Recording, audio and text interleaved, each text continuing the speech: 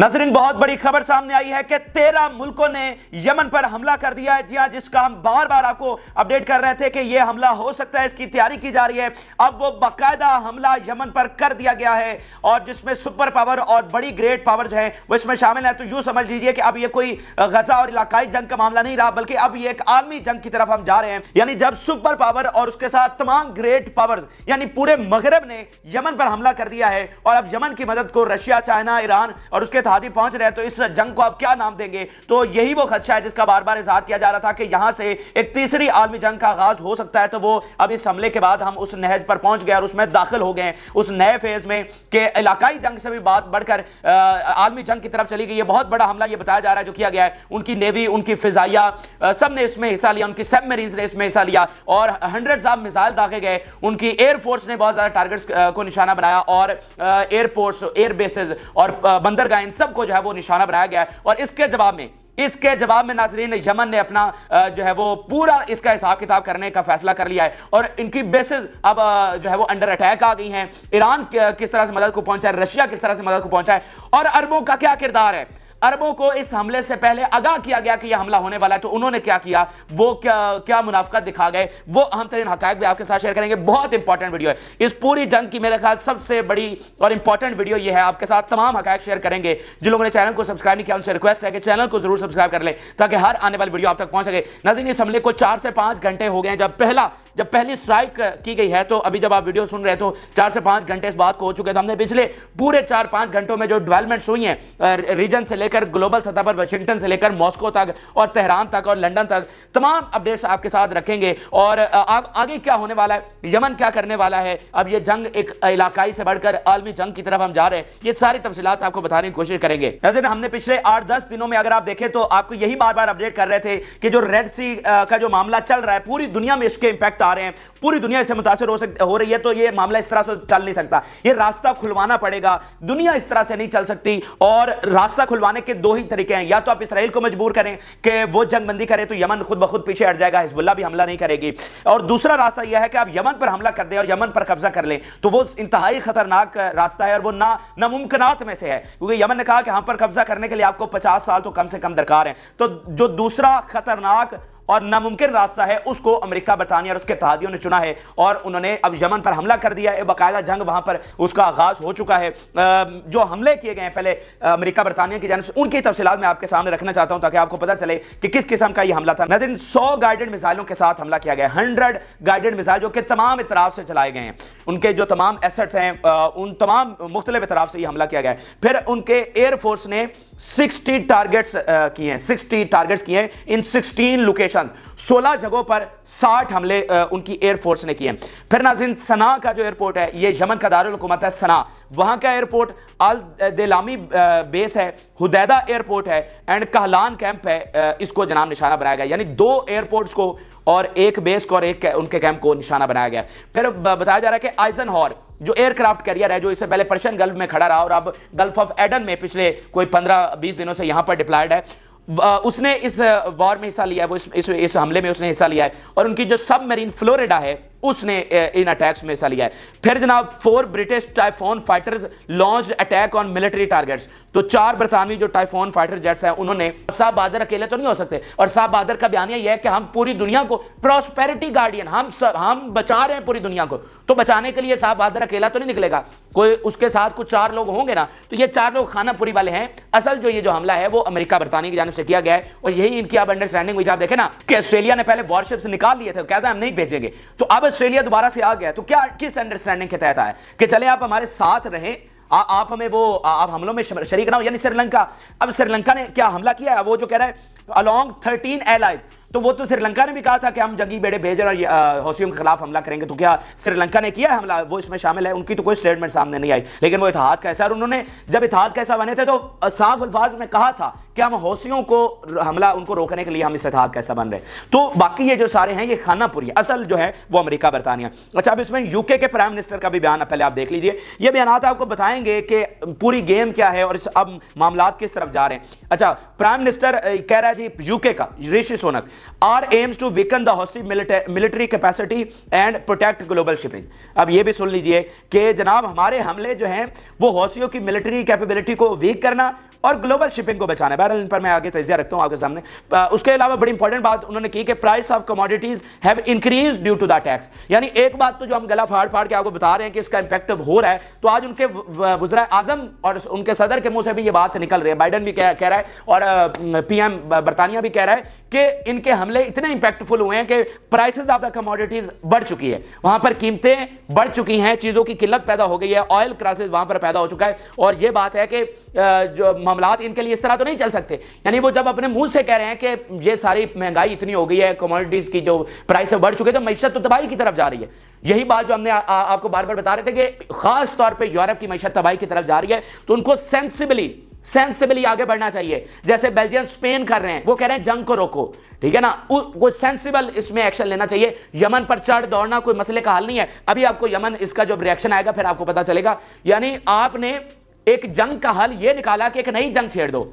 आप जो दुनिया के सरबराह बने हुए हैं, आपने एक मसले को इस तरह हल किया है, वो मसला जिसमें हजारों औरतें और बच्चे शहीद हो गए, सारी दुनिया की आवाम एक तरफ खड़ी हो गई, सारी दुनिया की हुकूमतें एक तरफ खड़ी हो गई हैं, और आप उनके मुखालिफ जाकर एक जंग का जो कि दुनिया की बदतरीन जंग है, जिसको यूनाइटेड नेशन कह रहा है कि हमारी हालिया तारीख की सबसे बदतरीन जंग है, ये सबसे काला धब्बा इंसानियत के चेहरे पर, आप उस जंग को खत्म करने का हल ये निकाल रहे हैं कि एक नई जंग छेड़ रहे हैं। तो ये इन्होंने बहुत बड़ी मिस्टेक की है। और आगे अब वहां से अपडेट्स आ रही हैं कि इनके अंदर से किस तरह से रिजेंटमेंट बढ़ रही है। बरतानिया के अंदर बहुत सख्त रिएक्शन आया, मैं अगली वीडियो में आपको शेयर करूंगा। अभी अपडेट्स आ रही हैं। व्हाइट हाउस के बाहर एहतजाज शुरू हो गए, बहुत इनको ये भारी कीमत इसकी चुकाना पड़ेगी, बहुत बड़ी गलती ये कर बैठे हैं। बहरहाल इनके जरा बयानात और उसमें हाइपोक्रेसी और मुनाफिकत भी जरा देखते जाइए। अच्छा, यूके का डिफेंस मिनिस्टर कह रहा है our response was limited and necessary and we don't see escalation in middle east. कि अब मतलब कह रहे हैं कि हमारा तो ये बड़ा नेसेसरी जरूरी सा रिस्पांस था और हम कोई एस्केलेशन नहीं देख रहे। मतलब अब ये तुम बताओगे कि तुम एस्केलेशन देख रहे, यानी तुमने 13 मुल्कों ने हमला कर दिया और अभी तुम कह रहे हो कोई एस्केलेशन नहीं है। मतलब ये मतलब क्या ये कर रहे हैं कि इनको समझ है कि ये क्या बात कर रहे हैं। वो इसराइल तो बुखलाहट का शिकार है ही है, उसकी पूरी दुनिया में मजाक बन रहा है कि वो किस किस्म के बयान देता है। यानी अभी साउथ अफ्रीका आईसीजे में गया हुआ था, यहाँ इसराइली फॉरेन मिनिस्ट्री ने कहा ये लीगल विंग है हमास का, यानी एक उनका जो है ना मिलिट्री विंग है ना, जैसे कसाम ब्रिगेड। वो कह रहे हैं कि साउथ अफ्रीका जो मतलब इतना बड़ा कंट्री, उसकी तारीख गुलामी से जिस तरह उन्होंने हासिल की, फिर ब्रिक्स का मेंबर, और उसको इसराइली फॉरेन मिनिस्ट्री कह रही है कि ये तो लीगल विंग है हमास का, ठीक है। मतलब वो तो पगलाए हुए हैं, उनको तो पता ही नहीं है कि बात क्या करनी है। और तुम क्या बात कर रहे हो, तुम अपना बताओ। मतलब तुम भी बिल्कुल, तुम्हें भी समझ नहीं आ रही कि क्या बात कर रहे हो कि 13 मुल्क हमला कर रहे हैं और अभी तुम कह रहे हैं कि we don't see any escalation. तो एस्केलेशन और क्या होती है ये तो अब यमनी आपको बताएंगे ना। यानी आप कह रहे हैं आप हमला करके अब बैठ जाएंगे और यमनी बैठ जाएंगे तो एस्केलेशन नहीं होगी। मतलब ये क्या आपने बात की। बहरहाल यूके और यूएस का जो एक मुश्तरका जो उन्होंने इस पूरे हमले के पीछे जो मुद्दा बयान किया, जो बयानिया रखा है, क्योंकि इस वक्त अगर आप देखें ना तो ये बहुत कंप्लेक्स पोजीशन में है। इनकी आवाम इनके खिलाफ है, इनके पार्लियामेंट से इनके खिलाफ आवाजें उठ रही हैं। और अब आप ये देखें कि यूके के प्राइम मिनिस्टर ने पार्लियामेंट का सेशन नहीं बुलाया, पार्लियामेंट की हिमायत के बगैर ये हमला किया। इस वक्त वहां पर बहुत ज्यादा रिजेंटमेंट और एक नया बहरान यूके में पैदा हो गया। उसकी तफसीलात आगे चलकर अगली वीडियो में बताते हैं। तो अब बयानिया भी तो देना है, दुनिया को भी देना है और अपनी आवाम को भी देना है। तो वो कह रहे हैं कि this action was in self defence, ये हमने सेल्फ डिफेंस में और ग्लोबल शिपिंग को बचाने के लिए किया है। तो जितना मजाक इन पिछले 4 महीनों में इस सेल्फ डिफेंस की टर्म का बनाया गया ना, तो इसकी कोई मिसाल नहीं मिलती। यानी वो इसराइल औरतों और बच्चों को शहीद करता जाए। आपसे पूछें कि इसराइल क्या कर रहा है, जी वो तो सेल्फ डिफेंस कर रहा है। तो अगर इसराइल सेल्फ डिफेंस कर रहा है तो फिर अब यमन भी सेल्फ डिफेंस करेगा। आपने उस पर हमला किया ना, तो उसके पास भी अब राइट है कि वो सेल्फ डिफेंस करे, और हमास के पास भी सेल्फ डिफेंस का राइट है, क्योंकि आपने उनकी जमीन पर कब्जा किया, आपने उनके लोगों को शहीद किया, तो उनके पास भी सेल्फ डिफेंस का राइट है, तो अब वो भी सेल्फ डिफेंस करेंगे। अच्छा, इसके अलावा ये जो दूसरा इनका बयान है वो ब्लेम कर रहे हैं कि ये जो सारा कुछ हो रहा है, ये जो सारे हमले हो रहे हैं, नेवल ब्लॉकेड है, शिपिंग पर हमला हो रहा है, वो ईरान करवा रहा है, क्योंकि ईरान से इनको पुराना मसला है। ये ईरान इनको समझता है कि ईरान इनके लिए सबसे बड़ा खतरा है, और जो नया वर्ल्ड ऑर्डर बन रहा है उसमें ईरान फ्रंट फुट पर है। तो यहां पर भी वो ईरान को ड्रैग कर रहे हैं और कह रहे हैं कि ये ईरान सपोर्ट कर रहा है। अच्छा भाई, कर रहा है तो फिर क्या। मतलब अब आप इनकी मुनाफिकत देखें ना, जो पिछले 100 साल में दुनिया के सामने नहीं है और इस जंग में दुनिया के सामने आ गई। ये भी एक बड़ा इंपैक्ट इस जंग ने क्रिएट किया है कि इनकी मुनाफिकत को दुनिया के सामने रखा है। यानी तुम इसराइल को हथियार भेजो, तुम इसराइल को वो खतरनाक बम भेजो जो सिविलियंस पर गिरते हैं, जो बच्चों पर गिरते हैं, तो ठीक है, तुम हर तरह की मदद इसराइल की कर सकते हो, वो ठीक है। अच्छा, ईरान فلسطین کی مدد نہیں کر سکتا، ایران یمنیوں کی مدد نہیں کر سکتا، ایران لیبنان کی مدد نہیں کر سکتا. اچھا ادھر یوکرین والا معاملہ چلا ہوا ہے جی، فلانا جو ہے وہ روس کو ہتھیار دے رہا ہے. او بھائی تم نے یوکرین کو ہتھیار دے رہے. مطلب یہ جو ان کی منافقت ہے نا، اب دنیا سمجھ گئی ہے. اور یہی آپ دیکھیں کہ آج صرف 2 ملکوں نے ایکچولی یہ حملہ کیا، باقی تو سارے ان کے اتحادیہ اور خانہ پوری والے ہیں. مجھے بتائیں کیا مڈل ایسٹ میں بھی یہ جرت رہی ہے کہ وہ اعلان جا کر کھڑا ہو جائے؟ جو سعودی عرب اور UAE ہمیشہ ان کے ساتھ آج کھڑے ہو نا، کیا ان میں یہ جرت آج رہی ہے؟ باقی ایشیا میں سے کون آیا ان کے ساتھ؟ اور یورپ میں فرانس، اسپین، اٹلی وہ سب چھوڑ گئے. اٹلی جو نیا اتحاد بنا تھا دوبارہ اس میں تھا. آج کیا اس نے اسٹیٹمنٹ جاری کی ہے؟ یہ اس نے کہا ہے کہ ہم اس اتحاد میں ہم نے حملہ کیا ہے. تو آپ دیکھیں کہ ان کی یہ جو منافقت ہے وہ پوری دنیا میں آشکار ہو گئی ہے، اور اسی لیے آج دنیا میں ان کے ساتھ کوئی کھڑا نہیں ہو رہا. اور اسی لیے کہا جا رہا ہے کہ امریکن سینچری از اوور. اور دیکھیں ایک بات تو کلیئر تھی کہ امریکہ دنیا پر قابض ہوا تھا ایک عالمی جنگ کے ذریعے. تو افسوسناک بات یہ ہے کہ اب جو اقتدار جس نئے ملک کو جائے گا وہ ایک نئی عالمی جنگ کے ذریعے جائے گا. ایسا تو نہیں ہو سکتا نا کہ مذاکرات کے ذریعے اقتدار کب منتقل ہوئے ہیں؟ یہ تو دنیا کی تاریخ ہے. تو اب یہ جو اقتدار ادھر مشرق میں شفٹ ہو رہا ہے، ادھر کمیونسٹ بلاک میں شفٹ ہو رہا ہے، تو یہ بدقسمتی سے یہ بھی ایک نئی جنگ کے ذریعے شفٹ ہوگا. اور ویسے بھی کچھ تھنک ٹینکس تو یہ بھی کہتے ہیں کہ دوسری عالمی جنگ کا ابھی تک اختتام نہیں ہوا. جی ہاں، وہ کہہ رہے ہیں دوسری عالمی جنگ کا بھی اختتام نہیں ہوا، جو 1945 میں ویسے تو اینڈ ہو گئی تھی، لیکن آپ دیکھیں گے اس کے جو مسائل سامنے آتے وہ آج تک ختم نہیں ہو سکے. دیکھیں نا، یہ جو فلسطین اور اسرائیل والا معاملہ ہے یہ بھی تو وہیں سے شروع ہوا. دنیا میں کتنے سرحدی تنازعات ہیں جو مطلب جیسے آپ دیکھیں نا کہ اسی تنازع کو لے لیں جو ایک دوبارہ جنگ میں کنورٹ ہو رہا ہے. تو وہ دوسری عالمی جنگ اور تیسری کے درمیان یہ وقفہ ضرور آیا ہے، لیکن وہ جنگ ابھی ختم نہیں ہوئی، کیونکہ جو سیٹلمنٹس اس وقت انہوں نے کی تھی یا جو نظام بنایا تھا وہ فیل ہو گیا. ٹھیک ہے نا؟ تو اب ایک نئی جنگ ہوگی جس کے تحت دنیا میں اقتدار شفٹ ہوگا اور دنیا میں ایک نیا نظام آئے گا. اچھا بہرحال یہ تو ایک الگ چیز تھی جو کہ میں نے آپ سے ریلیونٹ آپ کے ساتھ شیئر کی. اچھا پہلے اب میں عربوں کا رسپانس اس پر بتاتا ہوں. یہ جو اتنا بڑا حملہ ہو گیا تو عرب کہاں پر سوئے ہوئے ہیں، عرب کیا کر رہے ہیں ان کا بتاتا ہوں. دین پھر آخر میں یمن کی جانب چلتے ہیں کہ یمن اب اس پر کیا کر رہا ہے. اچھا اس میں ایک بڑی بات تو یہ ہے کہ اس حملے سے پہلے جب یہ حملہ کیا گیا تو اس سے پہلے ایک بوئنگ پلین، انٹیلیجنس پلین ہے یہ امریکہ کا، یہ قطر سے پروان بھرتا ہے. ٹھیک ہے، قطر میں جو ان کی بیس ہے وہاں سے یہ پروان بھرتا ہے اور یہ سعودی عرب کی ایئر سپیس کو استعمال کرتا ہے. اور ایئر سپیس کو استعمال کرتے ہوئے یہ ریڈ سی میں آتا ہے اینڈ وہاں پر انٹیلیجنس اکٹھی کرتا ہے، دین اس کے بعد حملہ ہوتا ہے. تو یہ عربوں پر بہت زیادہ تنقید ہو رہی ہے کہ یعنی یمن کے خلاف حملہ ہو رہا ہے، اس یمن کے خلاف جو فلسطین کے ساتھ کھڑا ہوا ہے، جس کا بیان یہ ہے کہ بھائی اگر فلسطین میں جنگ بند ہو جائے تو ہم پیچھے بیٹھ جائیں گے. تو اس یمن کے خلاف آپ امریکہ کو اپنے اڈے، اپنی ایئر سپیس دے رہے ہیں اور وہ آپ کی فیسیلیٹیشن سے یمن پر حملہ کر رہے ہیں. تو یہ بہت سخت کریٹیسزم اس وقت ان پر ہو رہا ہے. اچھا اس کے ساتھ ساتھ بڑی امپورٹنٹ چیز بلنکن کی جانب سے سامنے آئی. بلنکن کی جانب سے یہ سٹیٹمنٹ جاری کی گئی ہے، we told regional leaders in tour that strike is defensive not ایسکیلیشن.